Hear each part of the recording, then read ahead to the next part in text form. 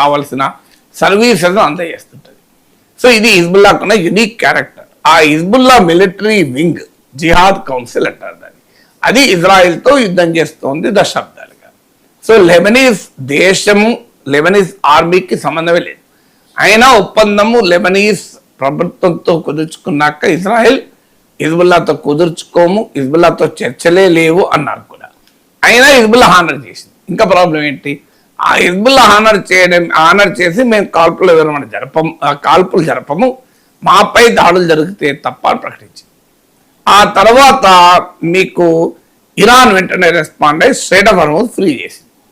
అంటే ఇంత వాతావరణం అనుకూలంగా మారుతుంటే ట్రంప్ ఏం చేశాడు? నావల్ బ్లాకేడ్ కొనసాగుతుంది అన్నాడు. సో నావల్ బ్లాకేడ్ ఎందుకు కొనసాగుతుంది? ఆన్సర్ లేదు. ఫైనల్ డీల్ అయ్యేదాకా ఉంటుంది. ఇప్పుడు ఎవరైనా ఇద్దరి మధ్య చర్చలు జరుగుతుంటే ఒకరు ఒక కన్సెషన్ ఇస్తే ఇంకోరు కన్సెషన్ ఇస్తేనే అగ్రిమెంట్ కుదురుతుంది. కానీ వన్ సైడ్ మాత్రం నేను ఏమీ ఇవ్వను, ఎదుటోడు మాత్రం అన్నీ ఇవ్వాలంటే సాధ్యమయ్యే పని కాదు. ఇప్పుడు అదే జరుగుతోంది. ఇరాన్ అమెరికా ఎప్పుడైతే నావల్ బ్లాకేడ్ నేను తొలగించను అని చెప్పిందో, ఇరాన్ వెంటనే స్ట్రైట్ ఆఫ్ హార్మోజ్ పైన మళ్ళీ బ్లాకేడ్ విధిస్తున్నట్లుగా ప్రకటించింది. అంటే సిచ్యువేషన్ మళ్ళీ మొదటికి వచ్చింది. ప్రకటించడమే కాదు, యాక్షన్ కూడా మొదలు